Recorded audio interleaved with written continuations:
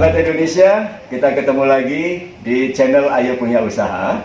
Saya David Wasidi, dan sekarang saya berada di ruang tamu Pak Kris Biantoro, atau yang beliau disapa Pak Kris.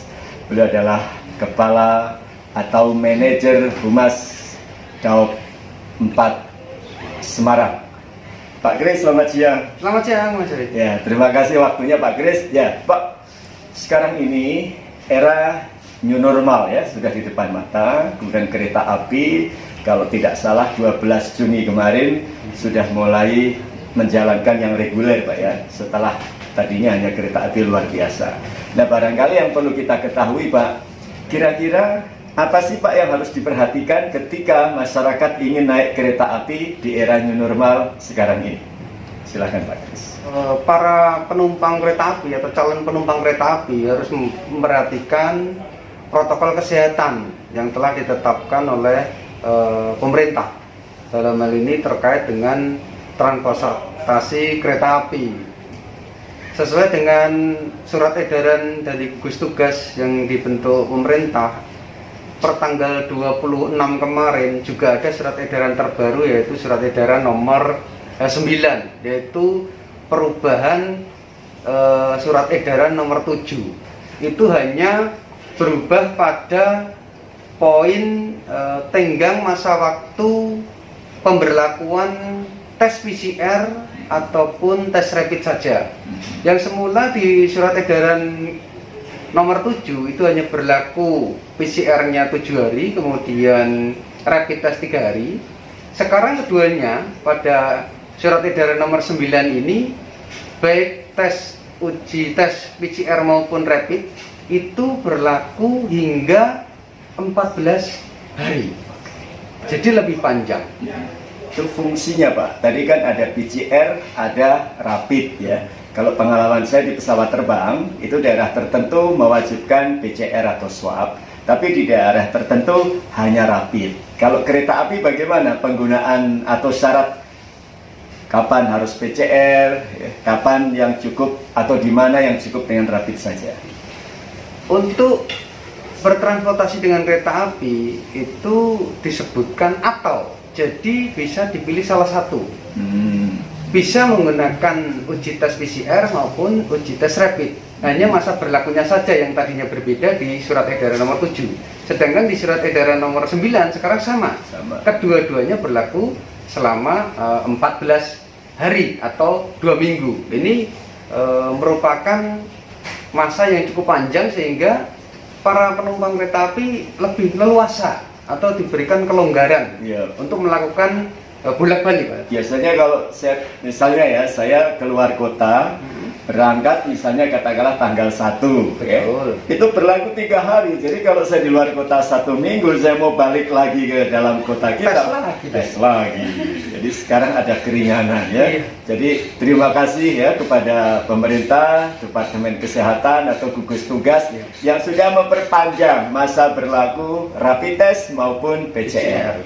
Jadi kalau di kereta api di daerah manapun, PCR atau rapid test berlaku sama saja Pak ya. Tinggal apa yang ketersediaan data dokumen kita, dua-duanya bisa berlaku. Bisa berlaku dimanapun ya.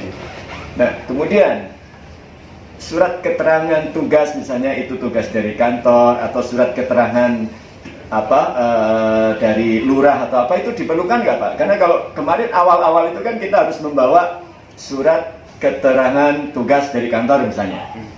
Seperti itu diperlukan nggak kalau sekarang? Betul sekali. Memang pada dasarnya di kereta api dibedakan menjadi 2 kategori jenis kereta berdasarkan jarak. Untuk kereta api lokal itu jarak dekat, itu tidak menggunakan apa yang saya sebutkan tadi, tes PCR maupun rapid. Hanya menggunakan masker, kemudian lengan panjang itu memang diwajibkan, termasuk dalam surat edaran juga. Dan juga sebelum memasuki stasiun tentu seperti menggunakan hand sanitizer, cuci tangan, itu sudah harus menjadi kebiasaan di new normal ini. Makanya disebut transisi masa kebiasaan. Nah, untuk kereta api jarak jauh, khusus yang ke arah Jakarta atau DKI, daerah khusus ibu kota Jakarta, itu harus menggunakan surat izin keluar masuk atau SIKM, SIKM.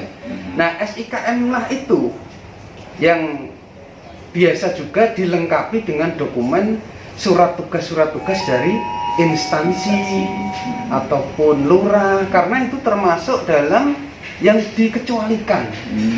Seperti itu Mas. Ya, itu khusus untuk DKI ya. Khusus untuk DKI. Harus membawa SIKM. Di mana untuk pembuatan SIKM tentu saja dibutuhkan syarat-syarat ya. Nah, oke, sekarang ketika kita memasuki ke stasiun pasti cek suhu dan sebagainya. Itu seperti apa Pak urut-urutannya Pak? Urutan dari lingkungan stasiun, tentu saja setelah memasuki lingkungan stasiun yang disebut zona 3. Zona 3 itu masih bebas ya, belum bisa dikatakan itu calon penumpang. Itu masih zona 3. Di situ sudah ada yang dinamakan hand sanitizer maupun wastafel untuk cuci tangan. Kemudian memasuki ruangan yang masih di zona 3, biasanya loket di situ. Ada loket penjualan karcis, di situ sudah mulai ketika kita masuk ke ruangan sudah dicek suhunya dengan termogan. Ketika kita memasuki zona 2, memasuki hall stasiun, pengecekan suhu ada yang masih menggunakan termogan, ada juga yang sudah menggunakan thermoscanner dengan CCTV kamera scanner. Nah, seperti itu Mas Doni. Ya, kemudian ketika kita mau memasuki zona 3, kemudian zona 2 sudah hall, lalu zona 1-nya. Nah, untuk zona 1 dipilah lagi menjadi kereta api lokal atau kereta api jarak jauh. Bila kereta api lokal, tentu saja kelengkapan masker sudah diketahui oleh petugas boarding kami. Kalau sudah lengkap masker, lengan panjang, itu sudah diperbolehkan dengan tiket yang sudah dibawanya. Tetapi bila kereta api jarak jauh, dokumen yang harus disertakan seperti halnya tadi surat tes PCR maupun rapid.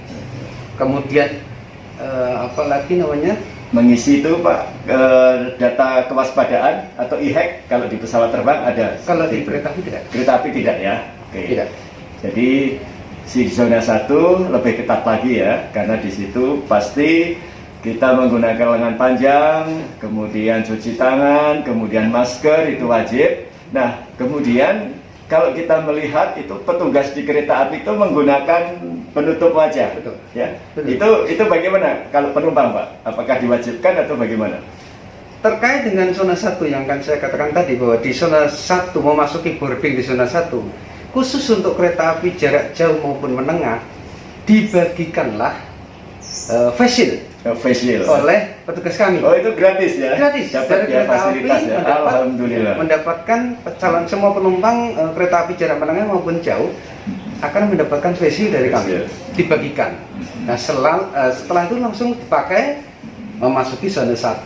Begitu juga pada petugas kami, semua yang melayani penumpang otomatis berisiko tinggi untuk terpapar. Nah, maka dari itu kami juga mengantisipasinya dengan cara menggunakan face shield juga para petugas kami, di samping lengan panjang, sarung tangan, masker, dan protokol kesehatan lainnya seperti tes kesehatan termogan sebelum berdinas, seperti itu. Oke. Di dalam pesawat kalau nggak salah kan ada pembatasan kuota. Mungkin Bapak bisa menjelaskan untuk kereta api bagaimana pembatasan kuota yang diberlakukan. Untuk kereta api juga demikian, pembatasan jumlah penumpang atau kapasitas tempat duduk yang ada di kereta api menurut kereta api masing-masing. Untuk kereta api lokal, kita sebut saja kereta api Kedung Sepur, hanya Semarang Poncol tujuan Ngerombo atau Purwodadi, itu dibatasi hanya 50% dari kapasitas tempat duduk yang ada. Kemudian untuk Kaligung, kemudian Kamandaka itu dibatasi hingga 70%. Demikian juga kereta api jarak menengah maupun jarak jauh seperti ke arah Surabaya, yaitu kereta api Maharani, itu juga kapasitasnya maksimal hanya 70% saja. Settingan tempat duduk juga telah diatur bahwa di tempat duduk di atas kereta sudah disetting sehingga ada tempat duduk yang sudah ditempeli stiker boleh diduduki atau tidak, seperti itu Mas Adi. Ya, nah sahabat Indonesia, sekarang sudah ada gambaran ya bagaimana tata cara kita naik kereta api. Ini berlaku nasional ya, Pak Kris ya. Nasional. Jadi, jangan kebetulan saya wawancaranya dengan Kepala Humas Daop 4 Semarang, kemudian berlakunya hanya Semarang, tidak. Ini berlaku untuk seluruh wilayah Indonesia, layanan PT KAI. Kemudian, bagi Anda yang sudah mendapatkan tempat duduk, ya jangan kreatif pindah-pindah, nggak boleh. Betul sekali. Penjagaannya bagaimana nanti Pak, di dalam itu Pak, untuk khusus tempat duduk, misalnya ada yang, wah ini kok saya pengen duduk di sebelah jendela, tetapi kok ditanda silang, nggak boleh. Nah. Di kereta ada standar prosedur juga yang dilakukan oleh petugas kami di atas kereta selama perjalanan, yaitu kalau itu kereta api jarak menengah maupun jauh karena lebih dari 3 jam, setiap 3 jam sekali petugas kami yang dibekali dengan termogan akan memeriksa kembali para penumpang tersebut. Otomatis bersama seorang kondektur yang mempunyai daftar list tempat duduk, di samping manifest jumlah penumpang juga list tempat duduknya jelas tempat ya. duduknya. Ya. Dan itu sudah ada aplikasinya. Ya, Bila misalnya bergeser ya harus pindah. ya, pasti akan ketahuan. Ya. Pasti akan ketahuan. Misalnya 14A, B atau CD itu ketahuan ya, dibawa di kondektur atas nama siapa, atas nama siapa. Nah, karena itu jangan kreatif ya. Jadi untuk keamanan kita bersama, mari kita patuhi ya ketika kita dimanapun ya, termasuk ketika kita menggunakan jasa angkutan kereta api, kita harus patuh demi keselamatan kita bersama. Barangkali Pak Kris, kira-kira Pak, model seperti ini ya, mungkin Bapak ada gambaran kira-kira akan sampai kapan ya model, karena ini kan memang norma baru, tatanan baru. Nah, kira-kira seperti apa Pak gambaran ke depannya? Memang secara pasti kami sendiri selaku PT Kereta Api selaku operator hanya mengemban amanah dari pemerintah yang merupakan regulator kami. Jadi sesuai pemerintah juga kita menjalankan kereta api diperbolehkan atau tidak berdasarkan pemerintah, seperti itu. Jadi kalau jika ditanya sampai kapan kondisi seperti saat ini, kami sendiri belum bisa mengatakan bahwa akan normal betul sampai kapan. Tetapi yang jelas PT Kereta Api akan berusaha tetap melayani masyarakat di tengah pandemi COVID ini, dan saat ini masih disebut juga masa transisi new normal atau kebiasaan baru. Nah, itu kami mohon dukungan juga kepada seluruh lapisan masyarakat, terutama yang bertransportasi dengan kereta api, untuk memenuhi aturan yang ada yang diterapkan di lingkungan kereta api. Seperti itu.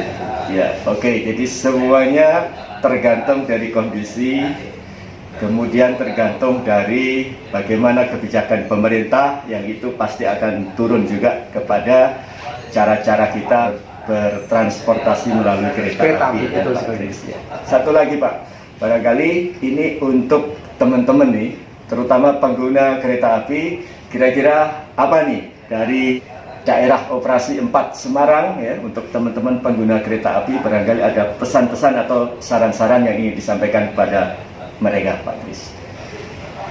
Kami menghimbau khususnya dari PT KAI Daop 4 Semarang, bila bertransportasi menggunakan kereta api tentu saja memasuki lingkungan stasiun harus memenuhi persyaratan sesuai dengan apa yang dipersyaratkan oleh regulator, yaitu pemerintah. Jadi taatilah aturan yang ada, kemudian petugas kami juga berusaha semaksimal mungkin untuk tetap melayani kepada masyarakat, supaya kereta api ini juga ikut membantu perekonomian Indonesia yang saat ini bisa dikatakan juga terpuruk, bukan hanya dari lini sisi transportasi, tapi di semua lini saya kira sama kasusnya. Nah, itu protokol kesehatan harus tetap dijaga. Demikian. Oke, baik Pak Kris, matur nuwun waktunya. Dan sahabat Indonesia, meskipun kita di tengah pandemi seperti ini, ayo kita lawan pandemi dengan cara apa? Dengan cara tetap menjalankan protokol kesehatan yang sudah ditetapkan oleh pemerintah, termasuk ketika Anda menggunakan alat transportasi kereta api. Ayo naik kereta, ayo tetap kita jaga kesehatan kita masing-masing. Mudah-mudahan kita semuanya akan selamat dan kita yang akan menjadi pemenangnya. Amin. Pak Kris, matur nuwun. Terima kasih. Maju terus, jaya terus untuk PT Kereta Api Indonesia. Terima kasih.